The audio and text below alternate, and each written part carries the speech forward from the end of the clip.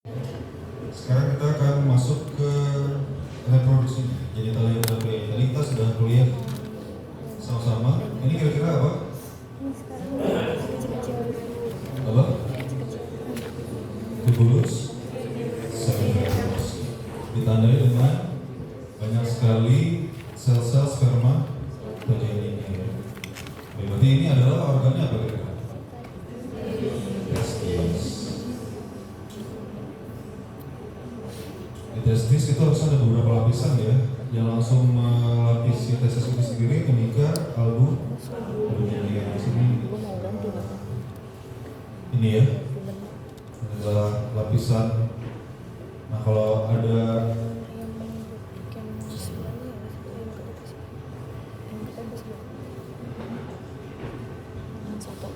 jadi ini adalah dua potongan.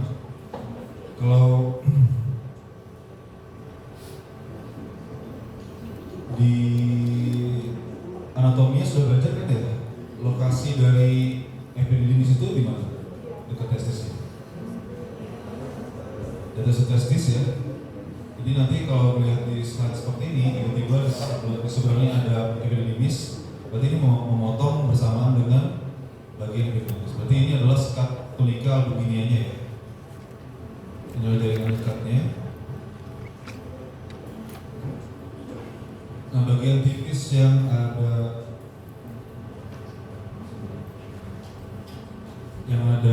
pembuluh darahnya tadi apa tunika? Vaskulosa. Jadi yang tebal ini adalah tunika albuminianya ya. Yang jaringan ketat. Terus di bawahnya tunika vaskulosa yang langsung irisan dengan tubulus seminiferusnya yang lebih longgar ini, dan ada beberapa pembuluh darah. Inilah tunika vaskulosa. Lebih dalam kita akan melihat kumpulan dari tubulus seminiferus. Di sini banyak sekali ya tubulus seminiferus itu, di mana ini merupakan tempat terjadinya proses spermatogenesis. Ditandai dengan adanya epitel germinal ya. Epitel germinal itu tadi saya sampaikan merupakan epitel yang dibentuk oleh sel-sel germinal itu sendiri, sel-sel sperma. Sekarang kita coba perbesar salah satu tubulusnya.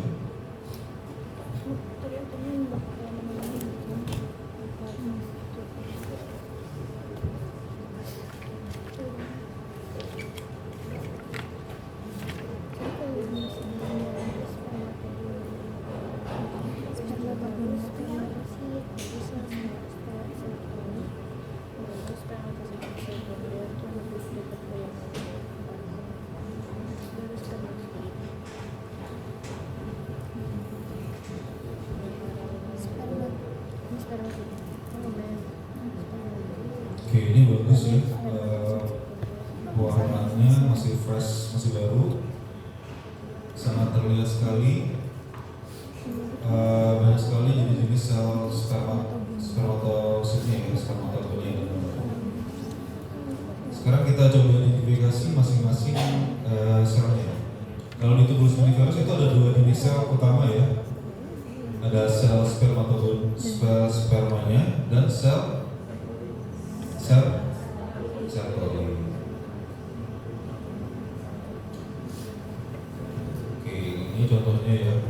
Kemudian kita juga sepakat bahwa sel sperma itu mereka mengalami perkembangan ya, spermatogenesis yang terdapat di tubulus seminiferus, yang mana semakin menuju lumen maka menunjukkan semakin matang ya. Berarti yang paling perifer misalnya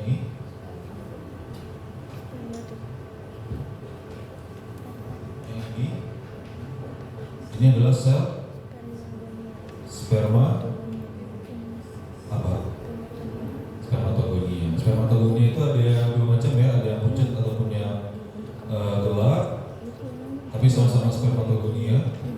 Kemudian yang ini kira-kira sel yang terlihat nukleusnya itu mulai membengkak ya, terjadi proses kinesis juga di sini.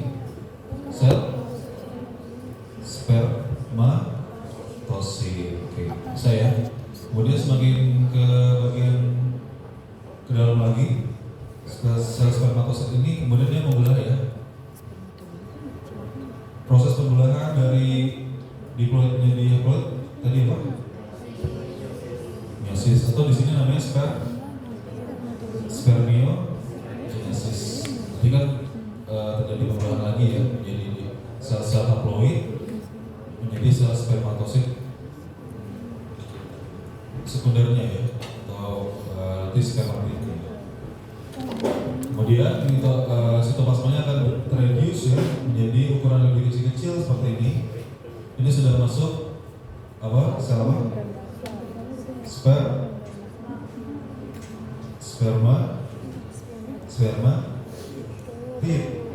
spermatid dulu ya.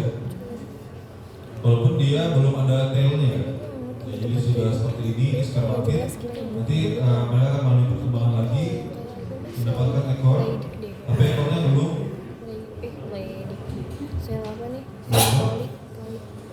belum fungsional ya, belum mobile. Jadi di sini baru menyempurnakan fisik dulu.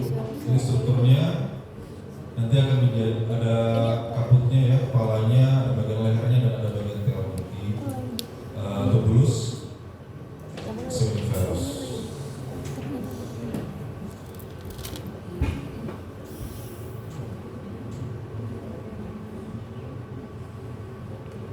Kemudian juga selain sel spermanya, spermatosit dan lain-lain, sel apa lagi bisa ditemukan di dalam tubulus seminiferus?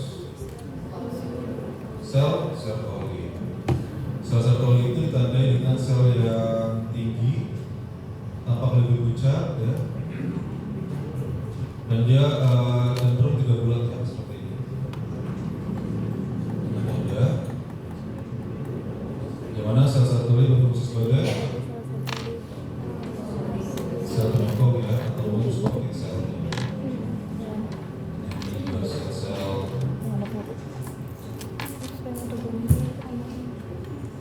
Sel Sertolinya cukup utara, karena kalau yang sel spermatosit dan lain-lain itu bulat ya. Silakan dicek kembali di masing-masing slide yang ini. Jadi ini sudah clear bahwa ini adalah tubulus seminiferus. Tempat terjadinya spermatogenesis sampai terbentuknya spermatid ya, spermatozoanya, tapi belum benar-benar matang ya. Nanti matangnya di mana? Di epididymis. Nah di slide ini nanti Adik tinggal geser aja, insya Allah nanti dapat epididymis ya ini. Dan satu lagi, kita akan bahas satu sel lagi yang ada di intersosial, apa namanya? Sel ini. Iya, sel ini ya.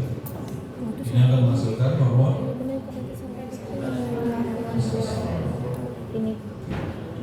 seperti namanya, dia berada di intersosial, di antara ya, jadi dia di luar tubulus seperti ini. Tapi kalau ini bukan, ini adalah salah satu persahabatan udara ya dari serta-sertanya. Nanti silakan dilihat ciri-cirinya ya, sel saya itu lumayan ketara di intersosial dan cukup besar ya. Jadi tinggal geser aja ke sebelahnya, nanti ketemu epididymis.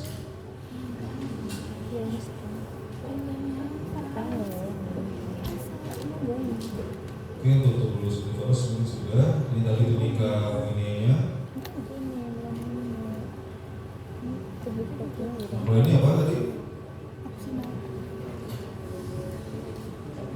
Apa kira-kira?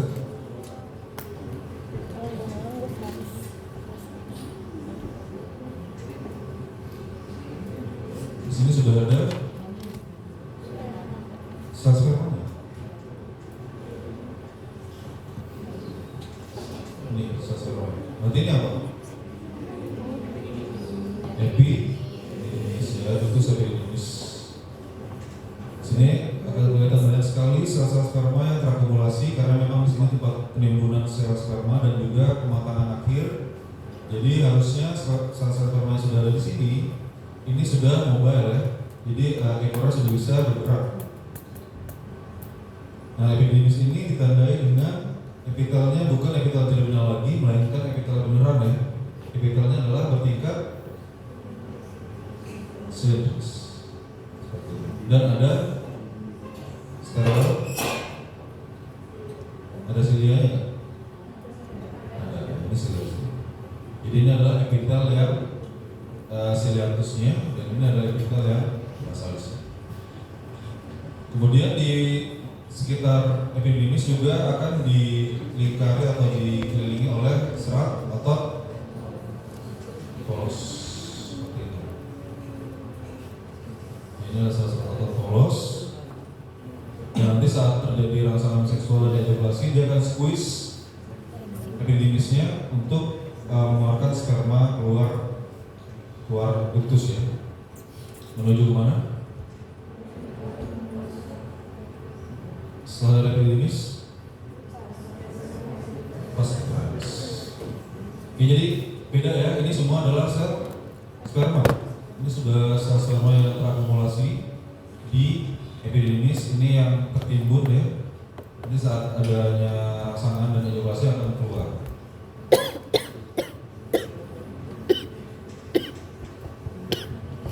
Jadi nanti ini ada di slide yang sama dengan tubulus univerus ya. Jadi sebelah ini adalah tubulus univerusnya dan ini adalah sel sperma. Ini gede banget ya.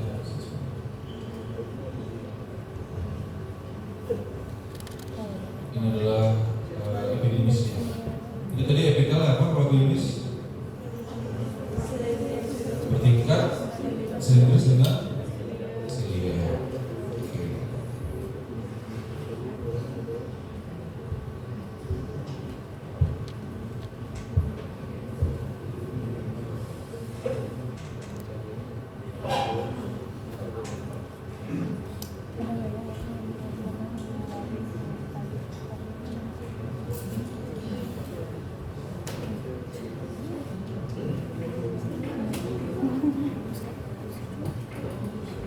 Nah, ini juga salah satu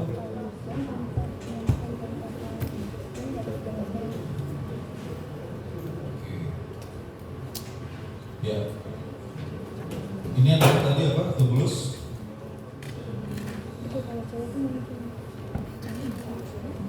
Tubulus apa ini? Apa? Kan jelas ya, ini ada sel-sel spermanya. Tubulus seminiferus kan? Beda ya kelihatannya? Tidak, ini adalah sel sperma kan dia epitelnya itu terbentuk dari sel-sel spermanya. Ada spermatogonia, spermatosit primer, sekunder ya, kemudian jadi spermatia. Mungkin ini beda ini ya, beda slide. Tapi ini sama, terus. Jadi nanti harap dilihat ya, mungkin masing-masing punya slide yang berbeda. Tapi kelihatan dari epitelnya itu epitel terminal yang mana terbentuk dari sel spermatosit itu sendiri. Nah, yang saya perkenalkan itu adalah ini. Ini kira-kira apa?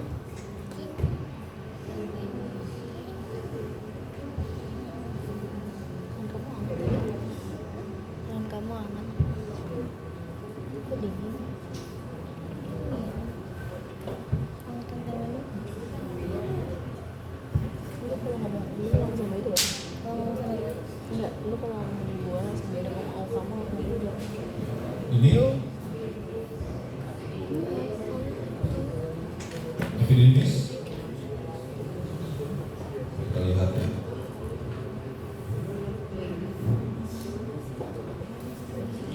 Salah satu ciri khas dari epididymis itu dia ya benar ya ada sel sperma. Oke. Kemudian lumennya yang rata ya. Kalau ini lumennya rata.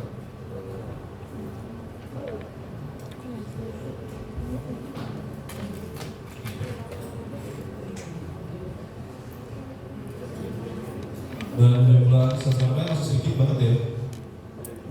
Jadi ini belum epididymis. Ini adalah tubulus efferent, bukan vas deferens ya, tapi tubulus efferentis. Masih ingat yang setelah tubulus omnivorous dia kan ke tubulus recti ya, kemudian ke recti testis, baru menuju ke tubulus efferent ini. Di sini tubulus efferent ini memang memiliki karakter yang mirip seperti epididymis, tapi di sini bukan tempat penimbunan sperma. Walaupun memang terdapat sel-sel sperma seperti ini, tapi masih sedikit sekali. Kemudian epitelnya itu perbedaannya adalah epitelnya belum rata, nggak serata dari ductus epididymis, dan jumlah akumulasi sperma masih sangat sedikit. Jadi ini cuma tempat lewat saja ya. Nah, stereocilia tetap ada. Stereocilianya ini akan mendorong sel sperma. Ya, status sebatas ini, dan statusnya ini adalah cilianya yang mendorong sel sperma nanti untuk menuju ke ductus epididymis. Kemudian yang mencolok juga di sini adalah tadi ya, lumena tidak rata dan sebaran otot polosnya enggak sebesar epididymis. Nanti di epididymis itu memang membutuhkan otot polos ya untuk mengkompresi epididymis saat ejakulasi. Berbeda sekali dengan yang sebelumnya.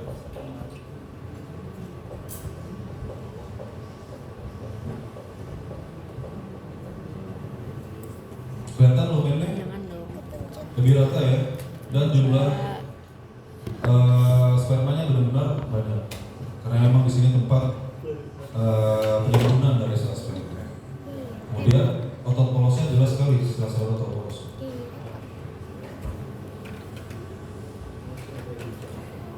Oke, ini berarti ini adalah apa tadi?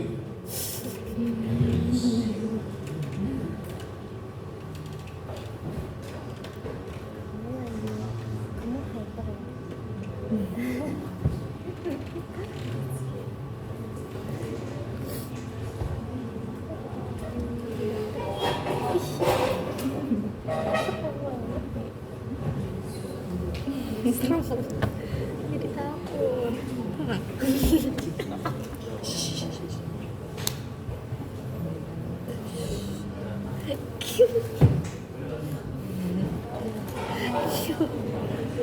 takut.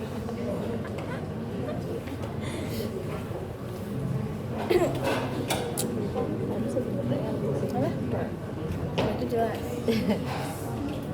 Nggak perlu dijelasin juga udah tahu. Udah tahu dari sini ya?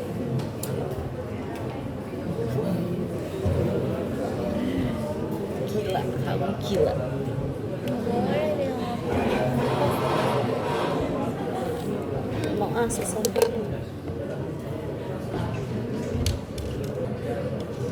Pernah? Iya Ya. kan saja. ini adalah bentuk kuboid. Ini letternya ureter cewek. Cowok. Ureter cowok. Yang cewek belum Ureter dibahas. cowok. Oke, selanjutnya Pokoknya senyum itu ini adalah ini. kulitnya gitu. Tapi kalau cewek nggak. Ini kira-kira apa? Ureter. Vas deferens ya, kelihatan sekali bahwa ciri khasnya adalah lumennya kecil ya, tapi memiliki lapisan yang tebal. Ada berapa lapisan otot polosnya? 3 ya, ada longitudinal dalam, sirkular dan longitudinal. Jadi di sini memang memastikan saat ejakulasi itu terdapat tekanan ya, yang bisa mendorong sel sperma keluar dari tubuh. Jadi ini adalah bukan tempat saluran untuk mengeluarkan sel sperma saat terjadinya ejakulasi. Ini didominasi memang oleh lapisan otot polos yang sangat tebal. Epitel adalah lapis silindris. Vertikal silindris. Ini lumennya sangat kecil ya kalau dibandingkan dengan lapisan otot polosnya. Itu untuk fast difference. Selanjutnya adalah kelenjar prostat.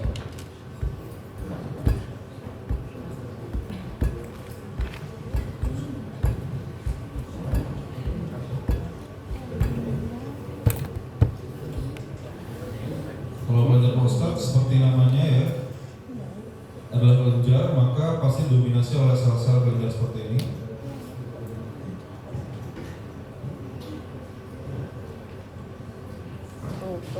Masih ingat kalau anatominya, sebagian uretra itu juga melewati prostat ya, disebut sebagai uretra pas prostat. Makanya kalau ada pembesaran prostat itu akan menghambat jalur dari urin. Misalnya pada kasus-kasus BWH ya, benign prostatic hypertrophy, atau mungkin ada tumor prostat. Ya. Jadi ini adalah uretranya ya. Uretranya dan prostatnya adalah sebesar ini. Ini adalah uterus prostat. Ini adalah sel-sel penghasil asini sekretnya. Kalau kita perhatikan, seperti kelenjar pada umumnya, ciri khasnya adalah memiliki epitel yang selapis. Sabi-sabi. Kalau kelenjar apa biasa? Najla Selapis. berteriak Slo. Ada tangannya. Loh, ini kelihatan nggak?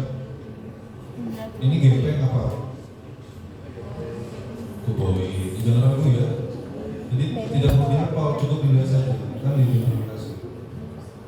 Nah ini adalah sekret-sekretnya. Ada prostat specific antigen sebagai salah satu marker ya, dan juga dikeluarkan. Jadi saat ada aktivitas yang bertambah dari prostat, mungkin dari tumor ya, atau kanker, Sama siapa? maka PSA-nya juga meningkat.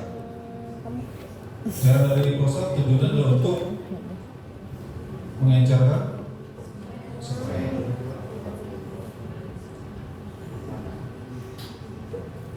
Jadi dia dikelilingi, ini adalah jaringan ikatnya. Jadi kalau besar, jaringan ikatnya inilah akan menekan bagian uretra ini. Uretra tadi. Nanti uretra kita lihat. Ini kelihatan juga sih kalau ini adalah uretra ya. Jadi epitelnya itu masih transisional. Kemudian tampaknya berkas autokolosnya sangat tipis sih. Ini adalah ductus ejaculatorius dari prostatnya. Jadi saat nanti ejakulasi maka dia akan keluar ya bersamaan dengan sel sperma dan cairan semua. Cium tangan gue. Jadi ini adalah uretranya dan dia dikelilingi oleh sel-sel penghasil sekret dan kelenjar dari prostat. Kalau di sini kita nggak menemukan konkrensio prostatika ya, yang tebal hitam seperti itu. Itu biasanya ditemukan pada usia lanjut ya, tapi itu sebenarnya bukan petanda patologis, tapi memang itu degeneratif. Kalau di sini nggak ada ya. Jadi kalau misalnya ada dilihat mungkin di slide itu di dalam kelenjarnya itu ada warna hitam pekat ya, itu bukanlah hal yang buruk ya, tapi itu memang secara normal ada bisa terbentuk, merupakan akumulasi dari sekret prostat yang lama dan terus-menerus. Biasanya seiring dengan bertambahnya usia semakin banyak Ulang tahun orang udah sama itu kan? jumlahnya. Isi bunganya. Oke, begitu aja untuk prostat.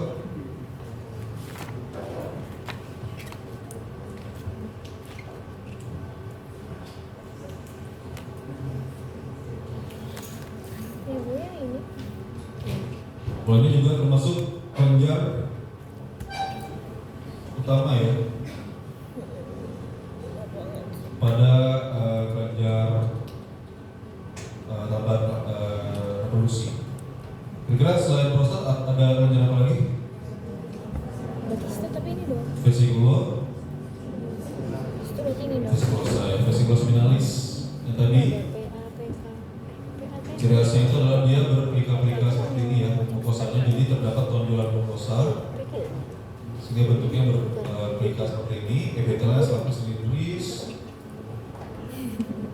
Juga ada ototnya ya, karena dia akan meremas kelenjar ini untuk mengeluarkan cairan semen. Masih ingat ya tadi vesikulosimulasi ini yang menghasilkan full praktikum deh. semen, terutama ada fruktosa, ascorbat, globulin dan lain-lain. Masa ya sih nyebut Untuk model dia. memberikan support kepada sel sperma agar bisa bertahan hidup di luar tubuh, bisa sampai 3 hari. Bahasa Inggris juga anjing. Bahasa Inggris juga anjing. Oke, kelenjar vesikulosa atau vesikulo seminalis. Masker. Bisa ya bedakan ya? Dia harus bawa masker berarti harus. Ini cukup clear. Kelihatan banget dari mukosanya ya. Mukosanya itu ada tonjolan-tonjolan, kriptai dan plika. Plika itu adalah tonjolan mukosa yang sampai ke sini. Epitelnya sampai ke sini. Sering belajar. Menghasilkan cairan asal satu bagian dari zat semen ya, yang pertama. Nggak disolasi lagi. Berikutnya Putusin ganti. yang terakhir adalah penis dan uretra.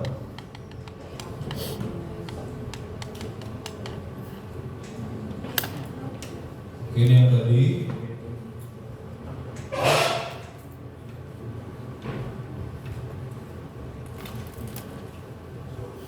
Jadi penis merupakan organ eksternal reproduksi. Jadi pada pria terdapat organ eksternal, sementara pada wanita nggak ada organ eksternal ya.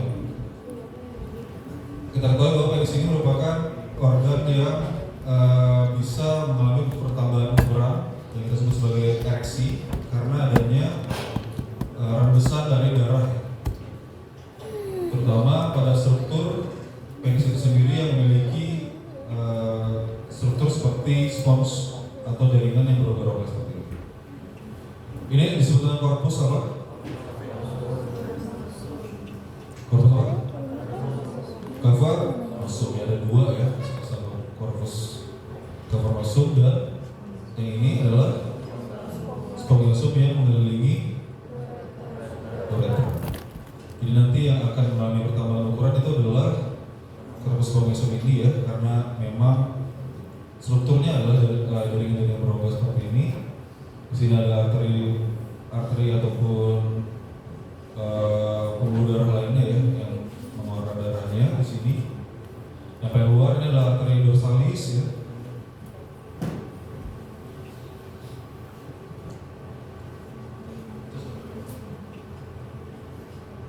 Sementara yang ini kelihatan banget ya, ini adalah arteri centralis yang nantinya akan mengeluarkan atau memberikan darah ya, untuk ereksi saat ereksi pada penis. Jadi korpus spongiosum ini akan terisi dengan banyak sekali darah sehingga ukurannya bertambah dan keras.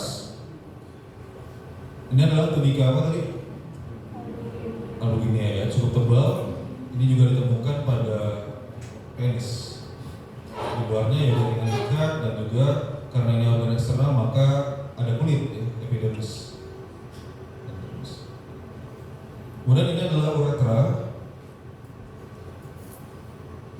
Epitelnya sama, epitel transisional. Kalau pada pria dia dikelilingi oleh korpus spongiosum ya.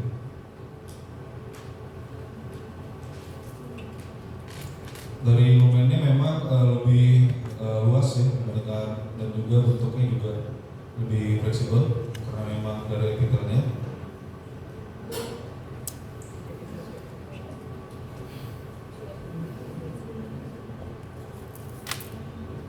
Mungkin itu saja mungkin yang perlu diidentifikasi dari penis. Kalau pada pria atau pada wanita yang kurang lebih sama, hanya saja dia tidak memiliki ini ya, korpus spongiosum maupun cavernosum. Jadi diikat langsung dikelilingi oleh jaringan ikat. Dan karena uretra pada pria ini juga satu ya, jadi dilewati oleh urin maupun dilewati oleh sel sperma. Kalau pada wanita itu berbeda ya, antara uretra untuk urin dan juga vagina untuk rahim. Sebenarnya mungkin perkenalan kepada reproduksi pria. Untuk reproduksi wanita nanti ada di sistem repro.